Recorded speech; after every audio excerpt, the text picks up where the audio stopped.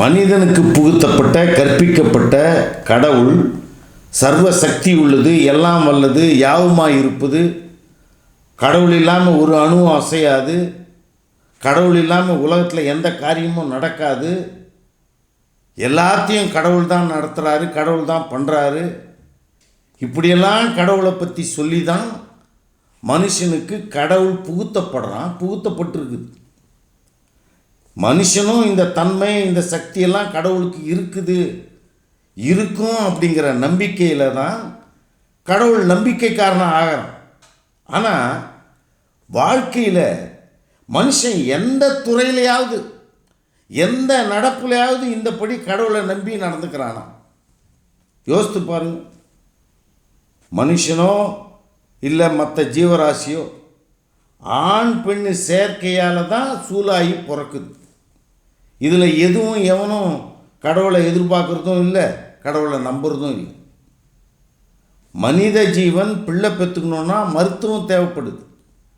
தாய் பிள்ளைக்கு பால் கொடுத்தாக வேண்டியது இருக்குது. அப்புறம் சோறு ஊட்டணும், பெருசானா துணி வாங்கி உடுத்தணும், பள்ளிக்கு அனுப்பணும், வாத்தியார் படிப்பு சொல்லித்தரணும், பையன் வருத்தப்பட்டு கவலைப்பட்டு படிக்கணும், பரீட்சையில் பாஸ் ஆகணும்.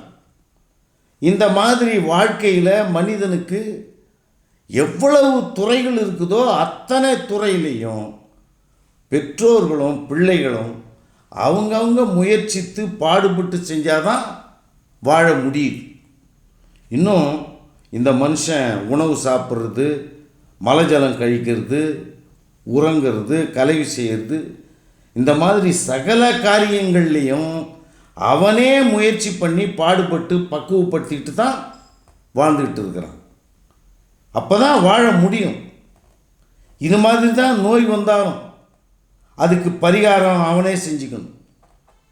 நோயோட பரிகாரத்தன்மைக்கு ஏற்ற மாதிரி குணமடைகிறதோ சாகிறதோ மனுஷனால் இல்லாமல் இவ்வளோ காரியங்களுக்கும் எவன் கடவுளை நம்பி கை கட்டிக்கிட்டு நிற்கிறான்? ஆனால் வாழ்க்கையில் எல்லா நிலையிலையும் அறிவில்லாமல் கடவுள் செயல் அப்படின்னு சொல்லிக்கிட்டு திரியறதும், தன்னுடைய முயற்சிக்கெல்லாம் கடவுளை வேண்டுற மாதிரி நடிச்சுக்கிட்டும் இருக்கிறான் இந்த மனுஷன். எந்த மனுஷன் ஒரு சின்ன காரியத்துக்கு கடவுளை நம்பி எதிர்பார்த்து கிடக்கிறான், இல்லை அப்படி நடந்துக்கிறான்? மனுஷன் பார்த்தா வாங்க சௌக்கியமா அப்படின்னு கேட்குற மாதிரி, மகராசியாக நீடூழி வாழுங்க அப்படியே ஆசி சொல்கிற மாதிரி, தொட்டதுக்கெல்லாம் கடவுள் செயல் அப்படிங்கிற சொல்லு ஒரு சம்பிரதாய சொல்லாக மாறிடுச்சு. அந்த மாதிரி தான் மனுஷன் கோயிலுக்கு போகிறதும் கும்பிட்றதும் இதுவும் பழக்கத்தில் சம்பிரதாயமாக மாறிடுச்சு. அப்படி தான் கடவுளுக்கு தேங்காய் பழம் இன்னும் இந்த ஆராதனை அபிஷேகம் இதெல்லாம் செய்யுது. சாமிக்கு வைக்கிற நைவேத்தியம் ஆராதனை பொருளெல்லாம் சாமி சாப்பிடுதுன்னோ சாமிக்கு பயன்படுது அப்படின்னோ எந்த அறிவாளியாவது மடையனாவது சொல்ல முடியுமா? அப்படி தான் சாமிக்கு உருவம் கற்பிக்கப்பட்டதும். கடவுளுக்கு உருவமே இல்லை அப்படின்னு சொன்னவன் தான் மனுஷன் மாதிரி உருவத்தை செஞ்சு வச்சிருக்கிறான். குணம் இல்லை, பிறப்பு இல்லை, ஆதி இல்லை, அந்தம் இல்லைன்னு தான் சொன்னானே தவிர சாமிக்கு ஏதாவது இருக்குதுன்னு அவன் சொன்னான். இப்படி இருக்கும்போது அப்புறம் சாமி மனிதனை மாதிரி நன்மை செஞ்சவனுக்கு நல்லது செய்வான், கெட்டது செஞ்சவனுக்கு தண்டனை கொடுப்பான், பிரார்த்தனை செஞ்சவனுக்கு நல்லது செய்வான், செய்யாதவங்களை கவனிக்க மாட்டான் அப்படிங்கிறதும், பாவம் புண்ணியம் அப்படிங்கிறதும், மன்னிப்பு அப்படிங்கிறதும், இந்த மாதிரி காரியம்லாம் எப்படி கடவுளோட சம்பந்தப்பட்டுருச்சு? இன்னும் உருவமே இல்லாதவனுக்கு மனித உருவம், எதுவுமே தேவையில்லாதவனுக்கு பொண்டாட்டி ஒப்பாட்டி புள்ள வீடு நகை கல்யாணம் இதெல்லாம் எப்படி ஏற்பட்டுச்சு? கருணை கடல், கருணைசாலி,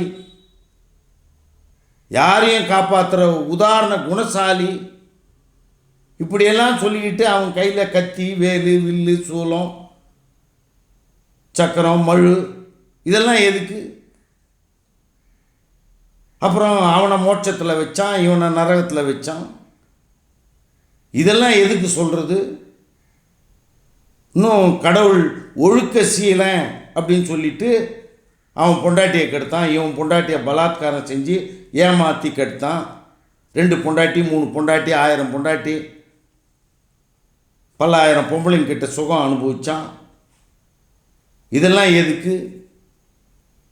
இதெல்லாம் மனிதனுக்கு உள்ள கடவுள் நம்பிக்கையை காட்டுதா, இல்லைன்னா மனுஷன் கடவுள் நம்பிக்கையால் சுத்த காட்டு மிராண்டி ஆயிடுவான் அப்படிங்கிறத காட்டுதா? இதெல்லாம் கடவுள் பிரச்சாரம் செய்கிறவன் உணரணும். கடவுள் நம்பிக்கை இருந்தால் மானம், வெக்கம், அறிவு, தெளிவு இதெல்லாம் இருக்கக்கூடாது அப்படிங்கிறது எதனா நிபந்தனையா அப்படின்னு கேட்க